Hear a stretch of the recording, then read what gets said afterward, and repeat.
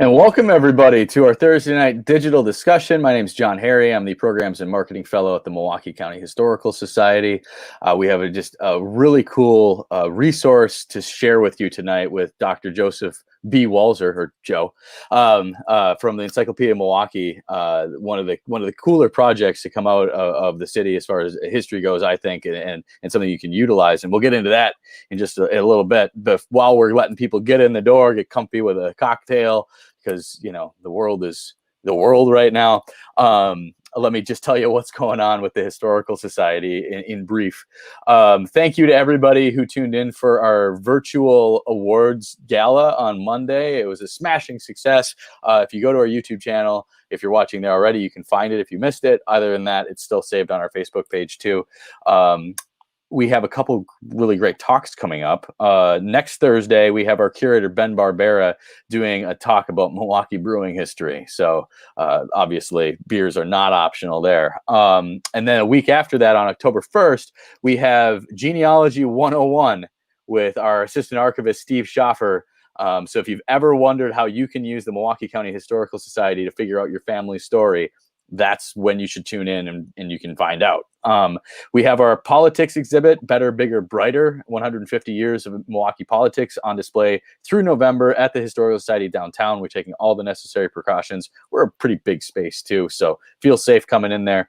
We're also a county building, so we have to be rigorous in that. And then we have a bike tour coming up on the 26th of this month, and I believe there's still limited tickets available on that. So if you go to MilwaukeeHistory.net, you can find out all the stuff about that too. That's enough out of me. I am ready to turn it over to my good friend Joe Walzer, talking about the Encyclopedia of Milwaukee. If you do have any questions during Joe's talk tonight, feel free to put those in the comments, and we'll do a Q&A toward the end, and we'll see what we can do there. So, Joe, take it away. All right. Well, thank you very much, John, and thank you very much to the wonderful folks at the Milwaukee County Historical Society, and all of you out there listening in Zoom land or whatever digital platform we're on here today. We've had to all become fast studies of this environment, but thank you very much for tuning in and watching this program. This is a fantastic program that the County Historical Society is putting on, and I'm really happy to be here again to talk with you this evening about the Encyclopedia of Milwaukee, a project that's very near and dear to my heart. I first joined it as a graduate assistant way back in 2013. So that was only 7 years ago, but sure feels like a lifetime ago. But now I'm happy to be on board this project as its project director. This is my third year as its project director. And so what I'm going to do tonight is I'm going to explain a little bit about the project, what's in it, when you actually find it. And a bit about how it was built.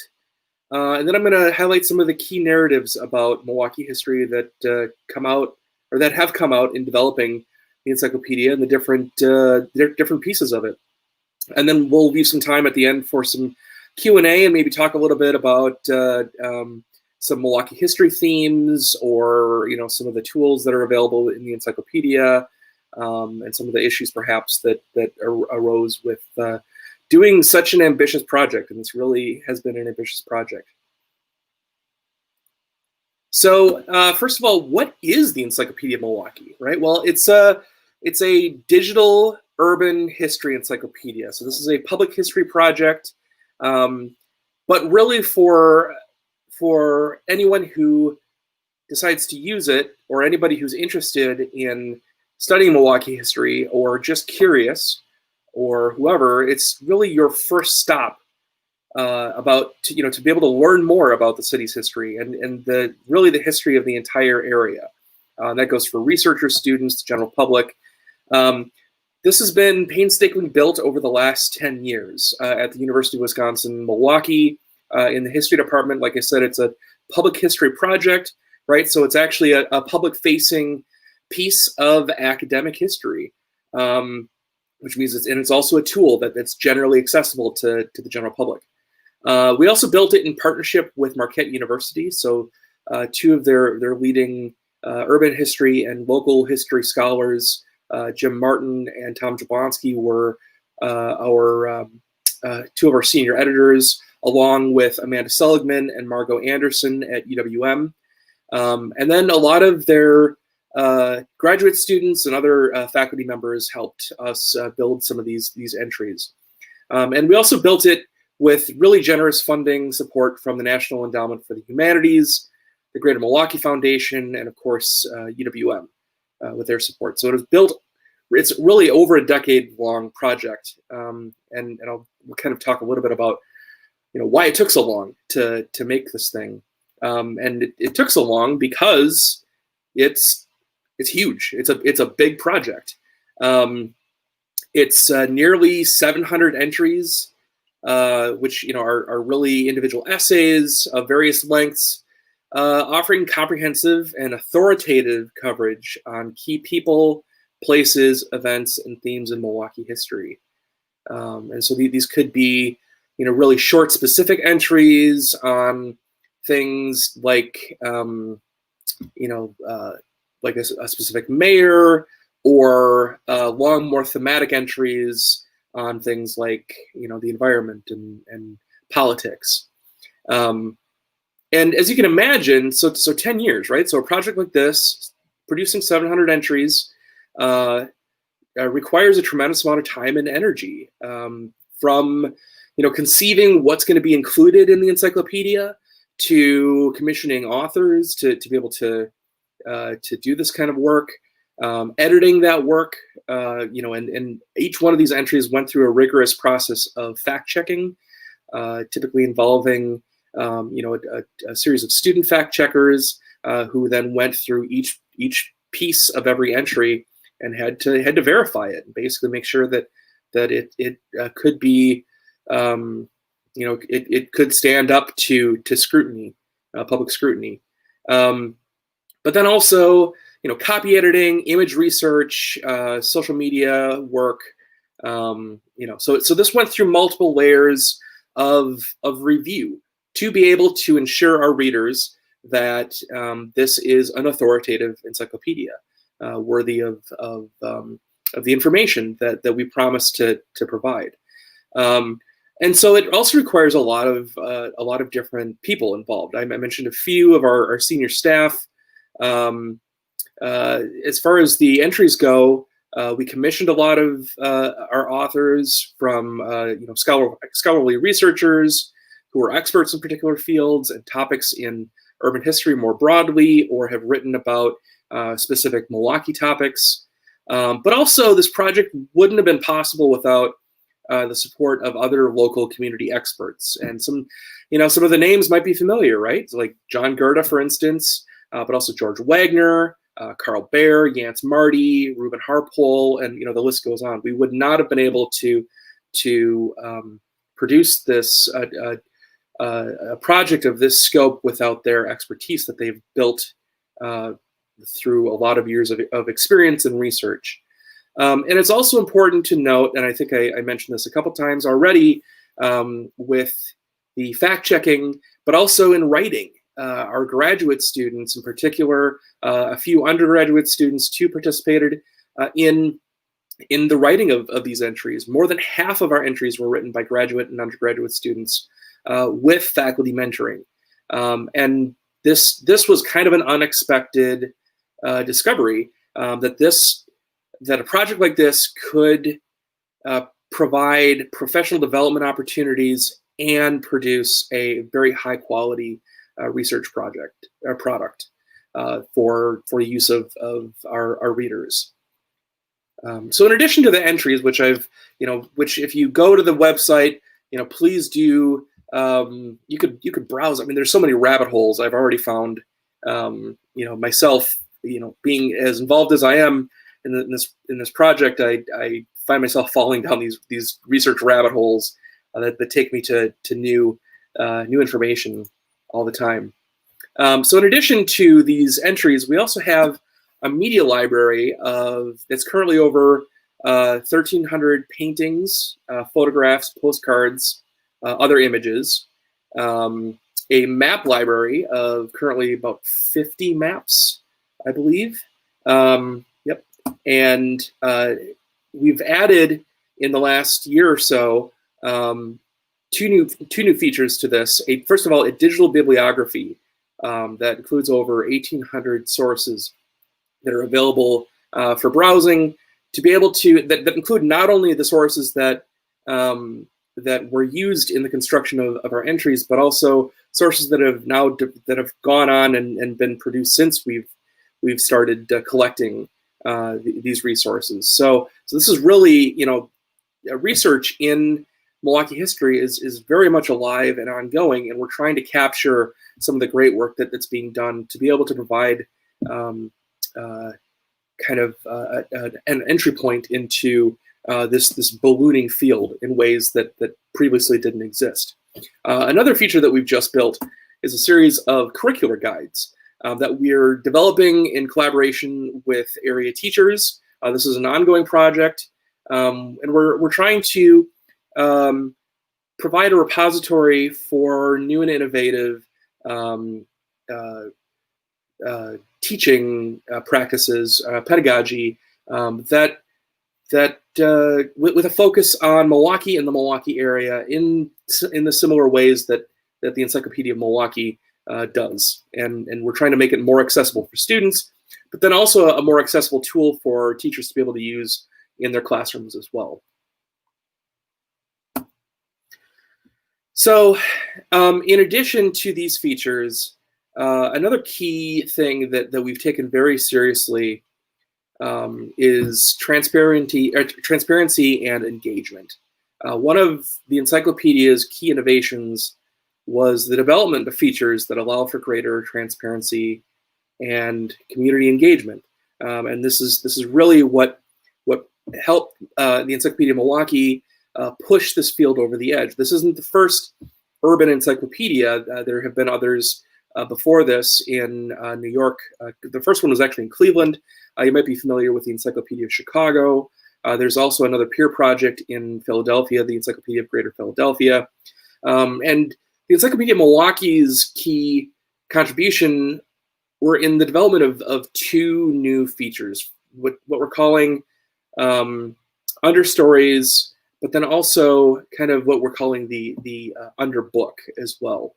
And that includes, let me backtrack. All right, so basically why we wanted to do this is because we wanted to make it clear to our users, researchers, students, and the general public that the production of this encyclopedic knowledge that we've painstakingly produced didn't just come down from on high, right? And that's not something that's made very clear often in encyclopedias. That actually this product, this knowledge that is at your fingertips, is the product of painstakingly produced research, editing, fact checking. All the processes that I had talked about earlier.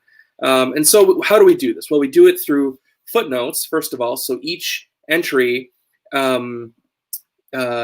includes if you at the bottom it says explore more, or there's a little plus sign that you can click, and footnotes actually end up expanding, and then the numbers appear in the entry itself. So you can explore the entry without footnotes, but if you really want to dive deep into the citations and the resources that were used to produce this knowledge, you can do that.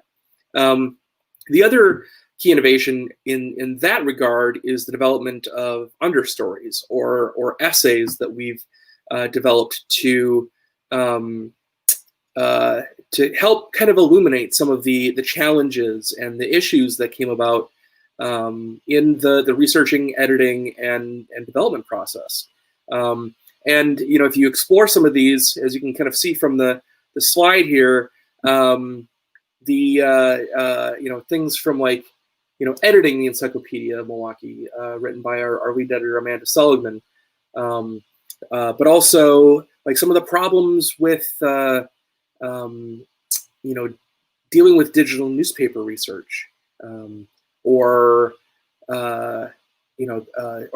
really interesting tidbits that came out that aren't really able to be represented in the encyclopedia itself, such as baby hammocks, right? And so I encourage you, if you don't know what a baby hammock is, I encourage you to go into the understory and learn more about that. And as a public-facing project, even though we have done all of this great and painstaking work to try to make this as authoritative as humanly possible, we also understand that a public history project like this relies very much on community knowledge. And so we've built into this a system of commenting. You can register on the website and be able to leave comments, or also directly contact us with suggestions that you might have. And then we also are trying to maintain, although less so in the pandemic times, a more a rigorous social media presence too, particularly as we were rolling out new content. But I expect that'll probably pick up again as we start expanding our resources through these other projects that we're working on. Okay, so that's what the Encyclopedia of Milwaukee is. That's where we are in the project. That's where we are in its development. That's where we are in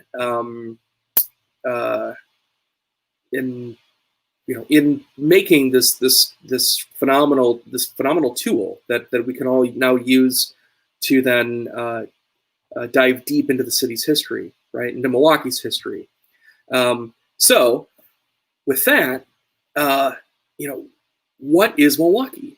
And more pointedly, what has producing the Encyclopedia of Milwaukee done to inform us about what Milwaukee is, right? What's come out of this this process, right? Well, I mean, Milwaukee is, of course, a place, right? But where, right? What boundaries, and how might that have changed over time?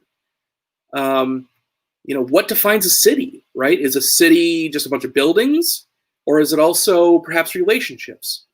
Whether it be political, economic, social, familial, sexual relationships, as have come out also in some of our entries too. But also, when we talk about Milwaukee, are we talking about just the city, or are we also talking about the area around it, right? And this urban versus rural divide, urban scholars have really started to kind of pick apart this, right? That the lines start to blur when we actually really take a close look at some of these relationships. That, urban and rural, we think of this as this dichotomy, but you can't have one without the other. The urban defines the rural, and the rural defines the urban. And it's really this symbiotic relationship, right? You can't feed a city without a bunch of farms, and you can't supply farms without the industry of cities. But also, there's a lot of thought given to a city's character, and particularly Milwaukee's character. Milwaukee, for some reason, really lends itself to a lot of speculation and knowledge, local knowledge about what the city's character is. But what is that? And then also, who gets to define this? Right, and that is really these are some really key points that have come out of our process here. Well, as far as the character of the city goes, and I think John has kind of pointed this one already. I mean, Milwaukee is familiarly known as the Brew City, right? And with good reason. This was a home to the country's largest brewing industry. That evolved over time from, its German origins and even Welsh origins, and well, frankly, just flat out European origins, into this massive American industrial complex that then also experienced, decline, and that's also familiar, and then this craft renaissance, and it's had tremendous impact on the city's geography, whether it be through the brewery complexes themselves, which have made a massive impact, in the industrial, like we know where, the Pabst Brewery, Blatz Brewery, the Schlitz Brewery, the Miller Brewery still has this phenomenally huge footprint in the city, and actually the area. but also in places historically like beer gardens, beer halls, saloons, bars, taverns, places like the Pabst Theater, right? The Pabst name and the Schlitz name and the Eline name and the Blatz name and the Miller name have a lasting legacy in the placemaking of this city. But also kind of this drinking culture that comes along with that too, and the visions of Gemütlichkeit, right, or frivolity and good times, and at various times, folks have pointed to that. First of all, as a problem, right, particularly in the temperance and prohibition movements, but it's also a very important piece of the tourist industry in the city over time. That folks have really worked to kind of push this frivolity and hospitality, and really welcoming and good time kind of atmosphere as a key appeal to the city, and trying to draw visitors, trying to draw people to come live, play, and work here. And well, speaking of work, Milwaukee is also familiarly known as the machine shop of the world, right? And again, rightfully so. Like brewing, there's also heavy industry with Alice Chalmers, Falk, Pauling Harnischfeger, and other major names that really made the big things in the city's history, and made Milwaukee known for making the big things: big gears, pumps, machines, machines that make machines. Mining equipment, milling equipment, and the list goes on. But also, what historically defines work, right? And how did this change over time? Who made up the workforce? How did the features that we think of as being key to the city's economy change over time? I already mentioned decline, right? Like this decline of major industries that brought the fall of a lot of the major brewers, but also places like Alice Chalmers, and so these places have disappeared, but others have kind of popped up at variable times. How has industry defined urban space, right? Like today we think of the Menominee Valley as the home of Miller Park and the Potawatomi Casino, but historically, it was a site of major manufacturers, and it probably also smelled pretty horrible because it was also the site of the meatpacking plants and the Milwaukee stockyards. Walker's Point, is today this kind of like foodie paradise, but it's also where Alice Chalmers, Pauling Harnischfeger, Harley Davidson, and other companies that became the heavy lifters of Milwaukee's industry. That's where they got their start. And also industrial suburbs, right? West Allis gets its name from, Alice Chalmers, or the E.P. Allis company before it. Cudahy gets its name from Patrick Cudahy, right? And so these things have left a huge impact on the city's geography, and also in how we think of and operate within the city. Milwaukee is also and has always been a diverse place. Immigrant and migrant communities have come to and shaped the city over time. But even before that, indigenous communities, native people called this place home, and not just any single group, but many over time, particularly as native people were removed from the east and pushed into lands here, and then ultimately removed from here and pushed onto reservations and places further west. So the encyclopedia helps to try to reintegrate this history into our imagination of what the city is, and what it has been over time. And so that kind of brings us to, and one also contemporary issues of who lives here, who gets to call this place home, and who doesn't, right? And so that really kind of gets us to some of the major issues here, right? Milwaukee is a contested space, and this really comes out in a lot of the entries in the encyclopedia.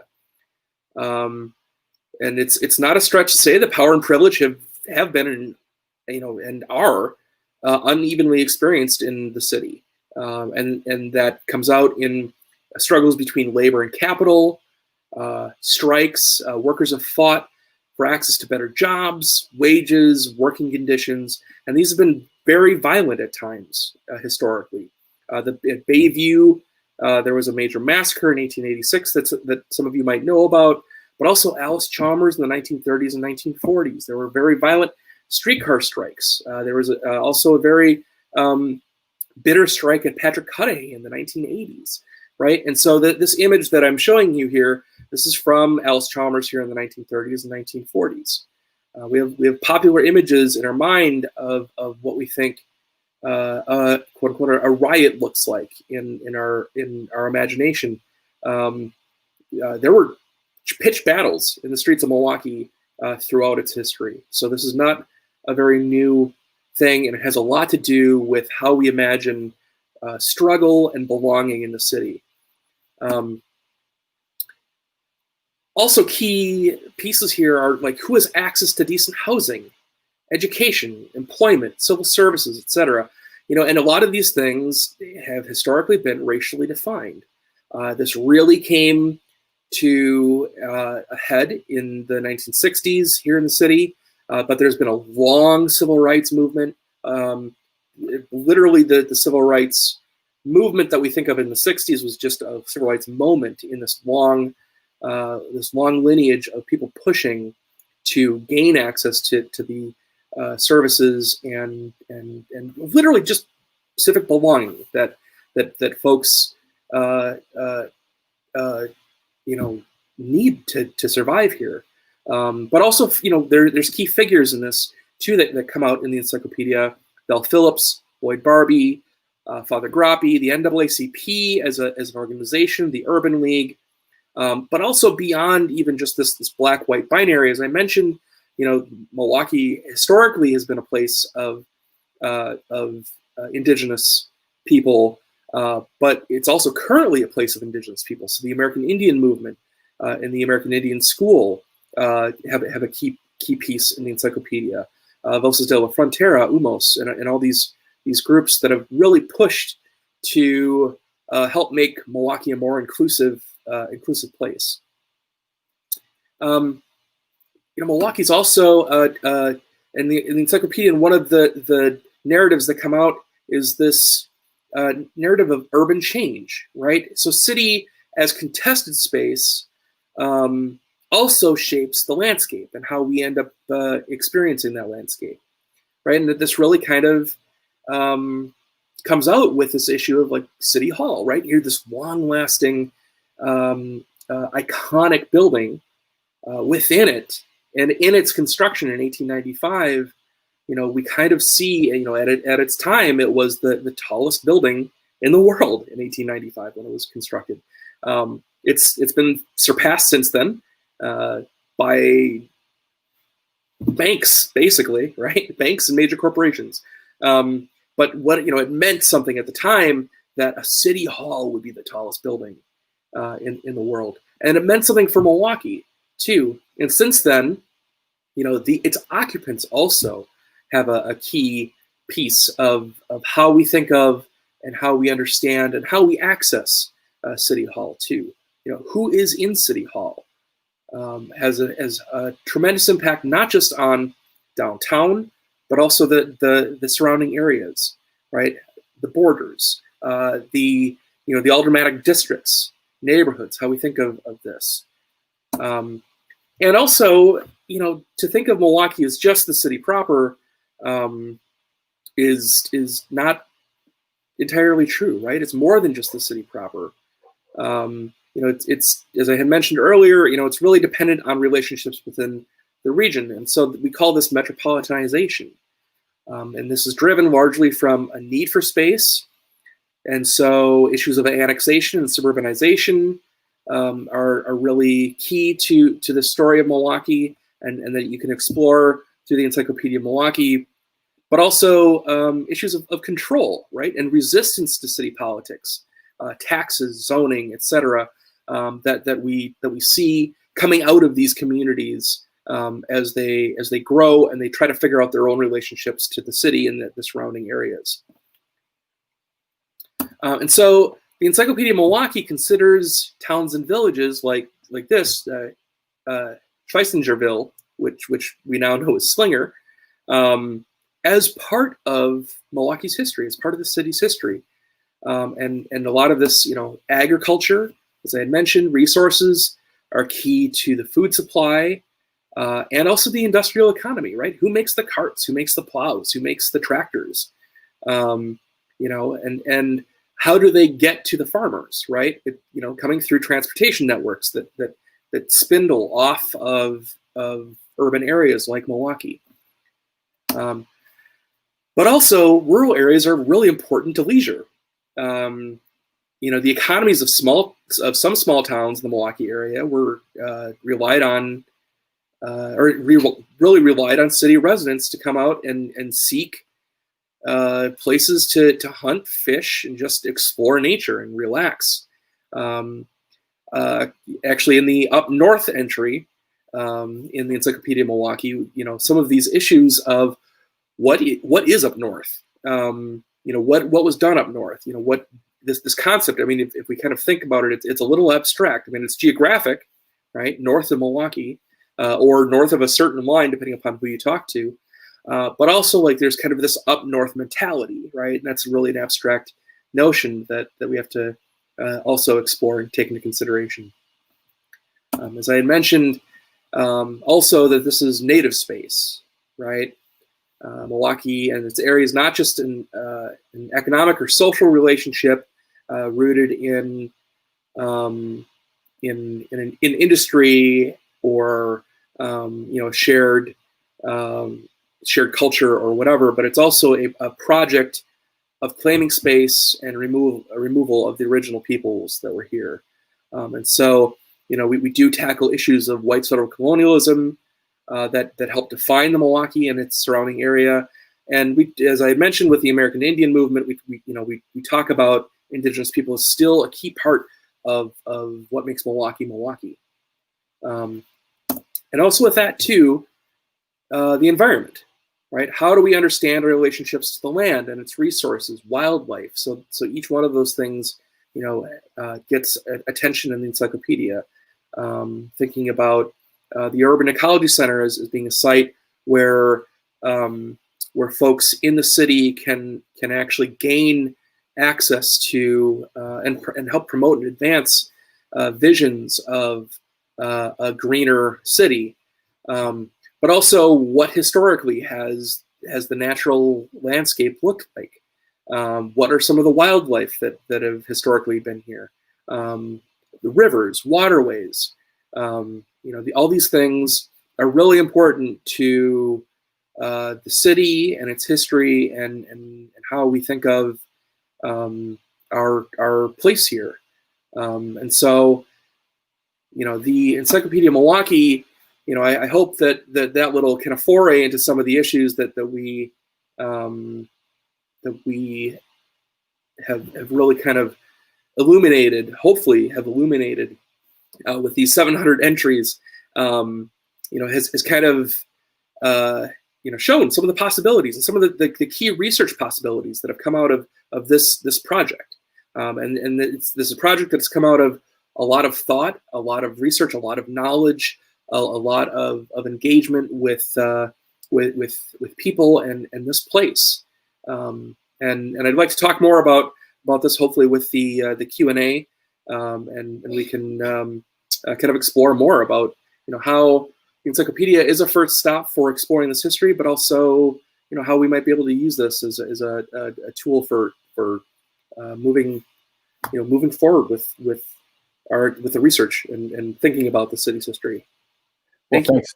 Thanks so much, Joe, for telling us all about this fantastic project and resource that Milwaukee's really, I feel, was overdue for. This kind of this kind of recognition of just how important the different facets of the city are. We're going to do a quick Q&A. If anybody has any questions, just put them in the comments. And I'm sure Joe would love to answer any of your questions about the Encyclopedia of Milwaukee. I know the big one, and I know you had the thing up there, is the specific URL is eMKE.uwm.edu. Yep. Thank you. Yeah. So you and believe me, you can get caught in some pretty big rabbit holes in that site, just clicking around, even if you're not researching something or you're just looking for basic historical knowledge of something. So I'll start off, but that is, what's the biggest surprise you think, having seen this project kind of from its infancy to now, what's the biggest surprise that you've seen in putting this whole project together? Well, that we finished it,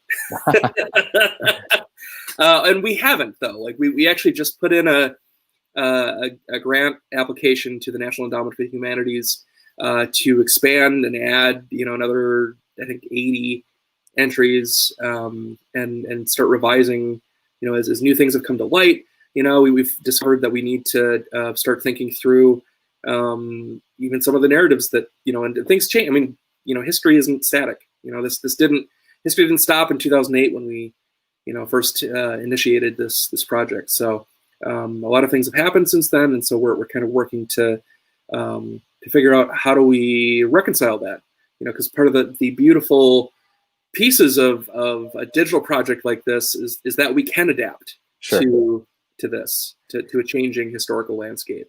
Well, I was going to say that because I remember growing up as a kid and the Encyclopedia Britannica salesman coming around, and we had a set of something, like World Book. I don't know what it was, but how quickly that outdates, right? Even then, and we move faster now. So where's the Soviet Union? What? Yeah, right. What is the Soviet Union? Yeah, what a crazy world we live in now. Right. We have East Germany.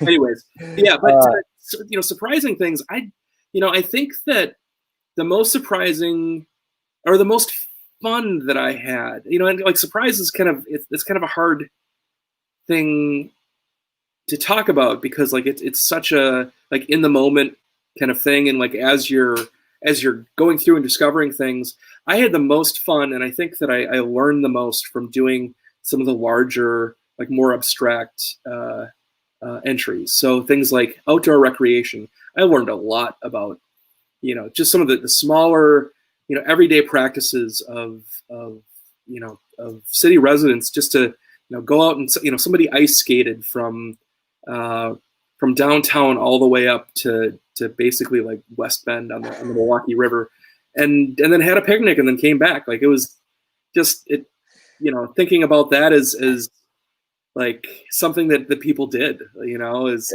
pretty wild, and it's been great because my family has history here, and so it's really kind of my experience in doing this has been kind of fun to kind of draw out some of the stories that from both sides of my family that I otherwise probably wouldn't have heard. So like hearing about my grandpa on my dad's side, like swimming at Gordon Park. I probably shouldn't say this live, but he snuck in to see minor league Milwaukee Braves games at Borcher Field. And as a kid, like things like the kids do, like that, those kinds of stories. I love that as kind of a, and it kind of shows the power, the narrative power that a project like this can have on people and understanding their place in the city's history. So absolutely. Well, we've got some great questions coming through. First off, your cat photobombed you yeah, I know. Yeah, it's pretty awesome. All right. So first, we're gonna go with Lisa, who wanted to know: are there entries by neighborhood? Yeah, there are, and that was kind of an interesting sticking point, because that's neighborhoods have not, unlike Chicago. Milwaukee doesn't have a neighborhood system, or hasn't had historically a neighborhood system the same way that Chicago has, for instance. Actually, it's been defined differently by ward, or by aldermanic ward districts, landmarks.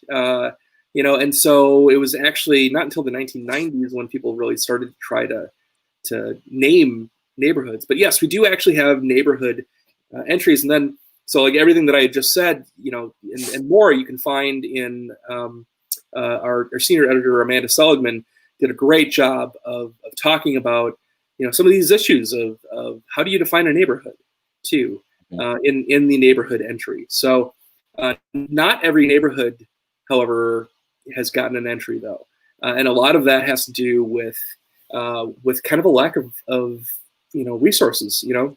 There are silences there, yeah, and and some of that has to do with how places were developed. Where their places were developed. And how the city imagined its developments, because some parts of the city developed very quickly, particularly in the post-war era, with pre-built prefab houses. Sure. And whatnot, and not every one of those places got a neighborhood name initially, right. So yeah. Okay, well, yeah, like Joe said, poke around on the site though, you'll find neighborhoods throughout. And thank you for your question. That's a good one. Tie that through there. This is kind of a common one. I have one from Nancy on YouTube, and then I'm actually going to pull up the one from Dee on Facebook because I think they both are really good. Well, first I'll start with Nancy's, then we'll get to Dee's. So put a pin in this for a second because I'll go to the second one. So can a person suggest research topics? 7,000 would just scratch the surface if you really wanted to do it. Mm-hmm. But let's go to D real quick because this is like kind of answers that question differently. I didn't want to forget Nancy though, and our wonderful YouTube viewers, because the world is just too Facebook based sometimes. But can someone submit pictures or stories for consideration? How does that work? Yeah, that's a great question. Thank you. Yes, if you actually go to the Encyclopedia of Milwaukee website and under the Contact Us portion, you can send us a message directly through there, or on Facebook or Twitter. Please do send us some kind of sense of that. Pictures, stories, yes. Please also leave comments on entries. These kind of stories are going to help us build. And even leaving comments as they stack up over time, those are kind of narratives too. So they kind of help contribute to the story that we're trying to tell. Sure. We're really trying to not leave out the local knowledge that Milwaukeeans have. People experience these things, and so we want to hear about this. So sure. Please leave comments, and please do message us. We would love to hear about this, and I agree. I mean, this could be 7,000 entries. I mean, this city has got so much history and so much interesting history, and I mean, like there could be, even doing my own research, like I'm just imagining, like there's biographies that I would love to have, like who's this guy? Right. Yeah. Well, Yeah, you could go on and on. You're right. Like there's all the it could. Depends on how many ways you want to cut it. Yeah. All right. One last question. This is from our friend Bonnie at the Waukesha County Historical Society. Hi, Bonnie. So is there a white whale entry you're hoping to conquer? Something that is out there. That's a great question. Well. I've got one that is looming large in my mind right now that I'm hoping to write. It's going to be on violence, actually, and that it could be impossible because how do you define violence? But I think like not enough has been done for us to understand the place of violence in urban history, but also in the city's history. I mentioned a couple of instances that violent strikes. We could consider, domestic violence. We could consider, there being some pretty hefty instances of the police station bombing in 1917. That Bobby, our colleague Bobby Tanzillo, wrote a great book about. There have been other. Just kind of major well, there's a bunch of stuff in the 60s, Right. with like the bombing of head shops, from quote unquote, straight kids, Right. and, but also the anti-war movement, and Yeah. it's such it would be a very big topic, Sure. but I think it's an important one, and I think it's one that we don't often we don't necessarily have a good sense of what violence is and what has been historically, and that changes over time. Sure. And I think to have some kind of information on what that has meant in a place like Milwaukee would be really helpful. Absolutely. Well, because violence and crime are two different things, right? Yeah. Yep. So, Yeah. I mean, you can have criminal violence, right? Right. Right. But Well, there can be also official sanctioned violence too. So, on that cheery note, Joe, it's always a pleasure to have you at the Milwaukee County Historical Society and doing these digital discussions. So thank you so much for sharing your knowledge and this project with the greater Milwaukee area and the world. Oh, great. Well, thank you so much. Yeah, thanks, John, for having me again. This is amazing. And if you want to see more of the encyclopedia, you'll lose the rest of your night, but that's on you because you'll get stuck there because it's awesome. eMKE.uwm.edu is how you can get to it. And then there, like Joe said, there's a comments or a contact section. So if you have questions or something, you can email them and get in touch with them if you're like you're missing something or I want to know more about something. And there's so many resources that stem out from there too. So the next week presentation is beer. So we can't go around on that. So it's Prost, the beer and breweries of Old Milwaukee, with our curator, Ben Barbera, talking about just the thousands of beer-related items and artifacts and documents that we have at the Historical Society. And then genealogies after that. So we have a pretty great next few weeks of programming coming up. So again, thanks, Joe. And everybody stay safe out there. And we'll see you hopefully next week. Bye-bye.